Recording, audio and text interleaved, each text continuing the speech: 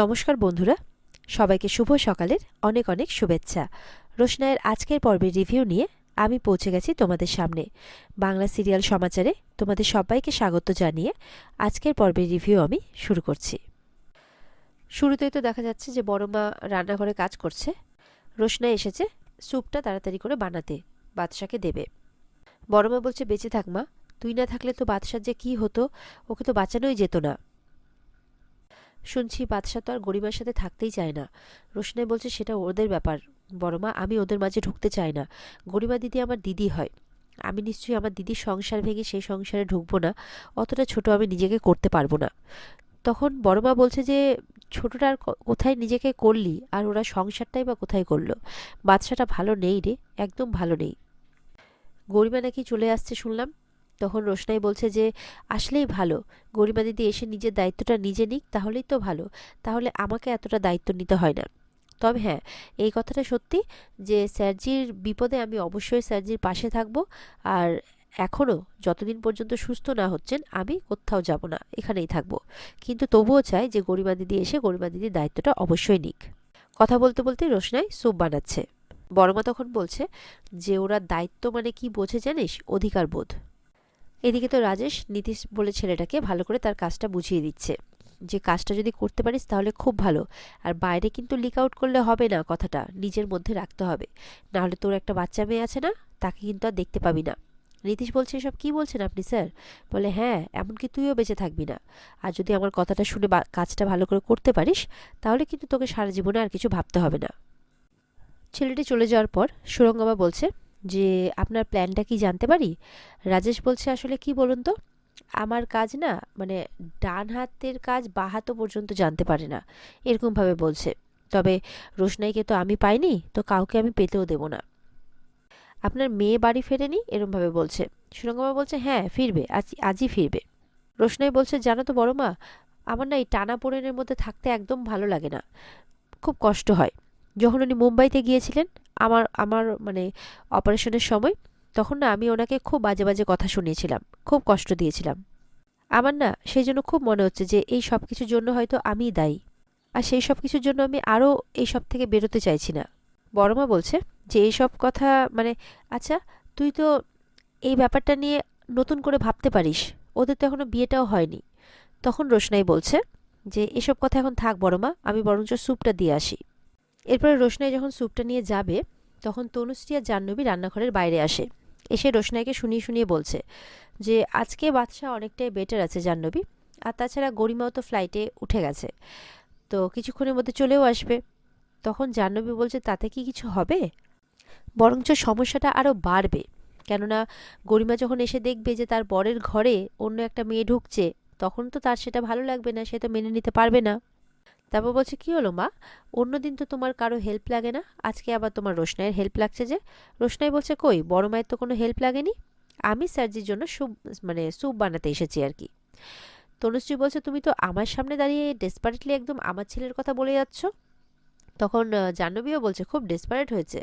তখন রোশনাই বলছে যে, আমি তো বরাবরই আপনার ছেলের কথা বলি, আপনাদের সামনেও বলি, আপনাদের আড়ালেও বলি, আর আগামী দিনেও বলবো, সেটা সবার সামনেই বলবো, আমার কাছে তো লুকোনোর কোনো কিছু নেই। তখন জাহ্নবী বলছে, কি অসম্ভব ডেসপারেট মেয়ে। রোশনাই বলছে, সেটাও তো তোমরা অনেক আগে থেকেই বলে আসছো, আগে থেকেই প্রমাণ করে দিয়েছো আমি ডেসপারেট মেয়ে, আমি খারাপ মেয়ে। তো আমি তো আমার খারাপ কাজগুলোই করবো, তাই না? এত তাড়াতাড়ি তো নিশ্চয়ই খারাপ মেয়ে থেকে ভালো মেয়ে হতে পারবো না। এদিকে সুরঙ্গমা তো বলছে রাজেশকে যে, তুমি কি রোশনাইকে একেবারের মতো? তখন রাজেশ বলছে, ও তো এটাই ডিজার্ভ করে। সুরঙ্গমা বলছে, কিভাবে? বলে, অত কথা তো বলা যাবে না, কে কখন কোন দিক দিয়ে শুনে ফেলে, এগুলো কথা বলাতে রিস্ক আছে। আপনি আমাকে ডেকেছেন, আমি কাজটা করে দিচ্ছি, তবে শুধুমাত্র আপনার জন্য যে আমি কাজটা করছি এমনটাও নয়, আমি আমার জন্য কাজটা করছি। এবার রোশনাইকে সমস্ত হিসেব চুকিয়ে চলে যেতে হবে এই পৃথিবী থেকে, এমন কথা বলছে আর কি। এটা শুনে সুরঙ্গমা খুব খুশি হয়ে যায়। আর ওদিকে তনুশ্রী রোশনাইকে বলছে, একদম বাজে কথা বলবে না। তনুশ্রী বলছে, আমার ছেলের জন্য স্যুপ বানাতে তোমাকে কে বলেছে? রোশনাই বলছে, আপনিও তো মা হয়ে আসেননি, ইনফ্যাক্ট কেউই আসেনি, সুতরাং আমাকে তো আসতেই হবে। আর বড় মা একা একটা মানুষ হয়ে বাড়ির সবার খাবার বানাবে, আবার স্যারজিরও আলাদা রকমের খাবার বানাবে কেন? বড় মাও তো একজন মানুষ, আপনারাও তো কেউ এগিয়ে আসতে পারতেন এই ব্যাপারটাতে। তাছাড়া রান্নাঘরের পুরো ব্যাপারটা বড় মাই দেখেন, সুতরাং আপনার এখানে আপত্তি থাকার কোনো কারণ হতে পারে না। তখন তনুশ্রী বলছে আমার আপত্তি আছে। বলছে আমার ছেলের জন্য তুমি স্যুপ বানাচ্ছ, যদি তাতে কিছু মিশিয়ে দাও, যদি বাদশার কোনো ক্ষতি হয়ে যায় তখন? রোশনাই বলছে তখন না হয় থানা পুলিশ করবেন, এখন তো প্রমাণিত নয়, তাই মুখে বলেও কোনো লাভ নেই। তখন বড়মা বলছে এত কথা বলে লাভ নেই রোশনাই, যা স্যুপটা তো হয়ে গেছে, নিয়ে যা। এরপরে রোশনাই বড়মাকে বলছে ড্রাই ফ্রুটসটা দিতে। তনুশ্রী বলছে বাদশা যে স্যুপের সাথে ড্রাই ফ্রুটস খায় না, এটা তুমি জানো না? বলে সেটা তো অন্য সময়, এখন তো উনি অসুস্থ, এখন তো ডক্টর যেটা বলে দিয়েছেন সেটাই করতে হবে, এখন তো ওনার কথা শুনলে হবে না। তারপর জাহ্নবী বড়মাকে বলছে যে মা তুমি ওকে রান্নাঘরে অ্যালাউ করলে কিভাবে? তখন বড়মা বলছে আমার আপত্তি নেই, তাই তোদের যদি আপত্তি থাকে তোরা ওকে বাড়ি থেকে বের করে দে। আর আমি যতটুকু জানি যে বাদশার অনুমতি ছাড়া বা তার কথার বিপক্ষে গিয়ে তোরা ওকে বের করতে পারবি না, সেই সাহসটা তোদের নেই। আর আমি এটাও জানি যে বাদশাকে কেউ যদি ভালো করতে পারে সেটা হচ্ছে রোশনাই, ও ছাড়া আর কেউ পারবে না। তনুশ্রী তো বলছে যে বর্দি তুমি এসব কি বলছো? বলছে আমি যেটা বিশ্বাস করি সেটাই বলেছি, এতে তো কোনো অন্যায় নেই রে। এদিকে জাহ্নবী আর তনুশ্রী বারবার করে রোশনাইকে শুনিয়ে শুনিয়ে বলছে যে গরিমা তো আজকে এসে যাচ্ছে, গরিমা কিন্তু কিছুক্ষণে এসে যাবে। রোশনাই বলছে তোমরা বারবার করে গরিমা দিদি এসে যাবে এসে যাবে, আমাকে কেন শোনাচ্ছ? আমাকে কি ভয় দেখাচ্ছ নাকি? আমি কিন্তু ওসব ভয় পাই না। তাছাড়া যেই মেয়েটা নিজের অসুস্থ স্বামীকে ছেড়ে নিজের প্রোগ্রামে যেতে পারে, আমাকে সেই মেয়েটাকে ভয় পেতে হবে? সেটা আমি বিশ্বাস করি না। বরঞ্চ গরিমা দিদি আসার পর আমি স্যারজির খেয়ালটা আরো বেশি করে রাখবো, যাতে গরিমা দিদির জন্য স্যারজির কোনো আপত্তি অসুবিধে না হয়। রোশনাইয়ের কথা শুনে জাহ্নবী আর তনুশ্রী পুরো চুপ করে যাচ্ছে, তাদের কোনো অস্ত্রই যেন কাজ করছে না, যাতে চেঁচামেচিতে স্যারজির কোনো ক্ষতি না হয়। আর গরিমা দিদি যদি নিজের দায়িত্বটা খুব ভালো করে পালন করতে পারে তাহলে আমি নিজেই দায়িত্ব ছেড়ে দেবো, গরিমা দিদির হাতেই সবটা দিয়ে দেবো। তারপর রোশনাই যখন স্যুপটা হাতে নিয়ে চলে যাচ্ছে বলছে যে আশা করি আমার কথাগুলো আমি খুব ভালো করে তোমাদেরকে বোঝাতে পেরেছি, বলে চলে যায়। এরপর তো রোশনাই স্যুপ খাওয়াতে এসছে বাদশাকে। বাদশা বলছে আমি নিজে হাতে খেয়ে নিতে পারবো, আমি একটু সুস্থ আছি। বলে রোশনাই বলছে যে আমি যদি খাইয়ে দিই তাহলে কি খুব অসুবিধে হবে? বলে না সেটা নয়। তারপর রোশনাই বলছে আপনাকে একটা কথা বলার আছে। আসলে আপনি যখন অসুস্থ ছিলেন আমি মন্দিরে গিয়েছিলাম, বলেছিলাম যে আপনি সুস্থ হলে পুজো দিয়ে আসবো একসাথে গিয়ে। তো আপনি যখন সুস্থ হয়ে যাবেন তখন আমি আবারও কলকাতায় আসব, এসে আপনার সাথে সেই মন্দিরে যাব পুজো দিতে। তখন আরণ্যক বলছে যে আমার কথা খুব ভাবো তাই না? বলে সেটা নয়, তবে হ্যাঁ অবশ্যই, তবে আপনারই তো কথা যে আমি নাকি আদিত্যর কথাই ভাবি, তার সাথে থাকি। আরণ্যক বলছে শুধু আমার মুখের কথাটাই শুনলে, মনের কথাটা শুনলে না? আমি কিন্তু ভালো নেই রোশনাই, আর তুমি চলে গেলে আমি আর বাঁচবো না। রোশনাই বলছে এরকম কথা আপনি কেন বলছেন? এর জন্যই কি আপনাকে সুস্থ করে তুললাম?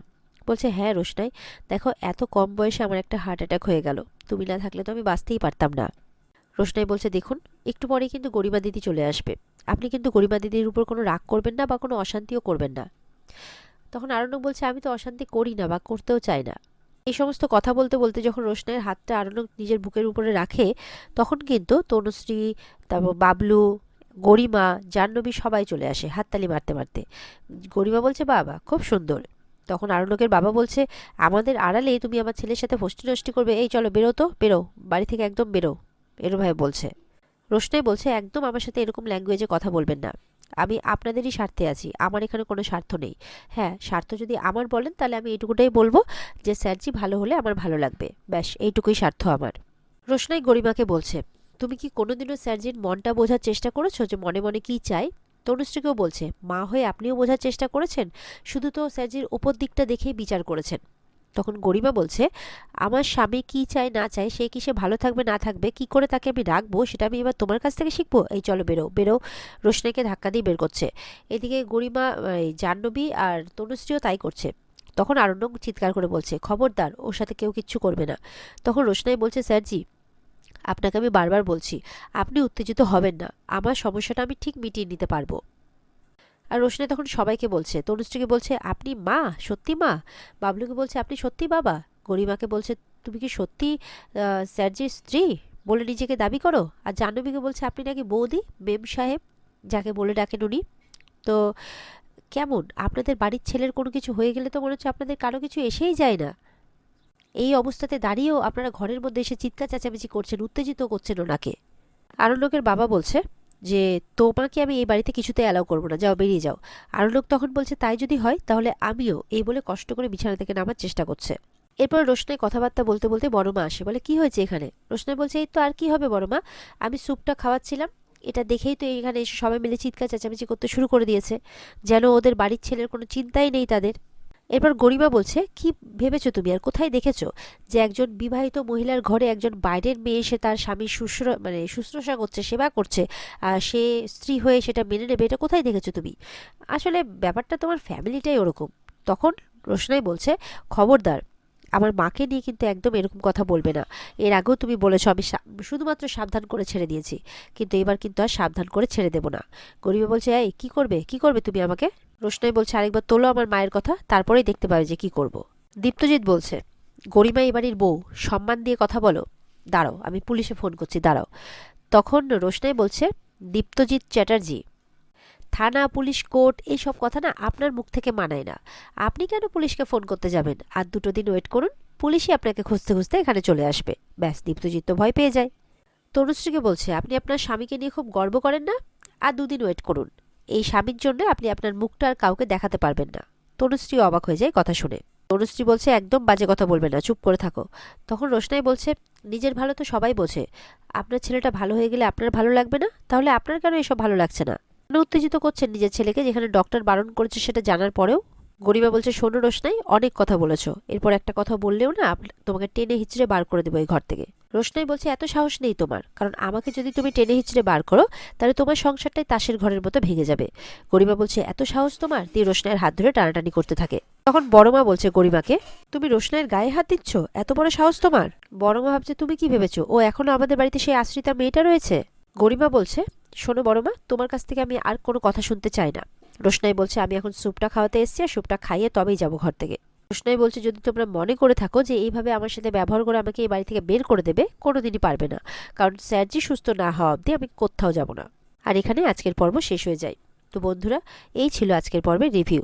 ভালো লেগে থাকলে পর্বকে লাইক, কমেন্ট আর চ্যানেলকে সাবস্ক্রাইব করতে কেউ ভুলবে না। পর্বের বিস্তারিত দেখতে অবশ্যই স্টার জলসার পর্দায় চোখ রাখবে। দেখা হচ্ছে, ভালো থেকো সবাই, টাটা।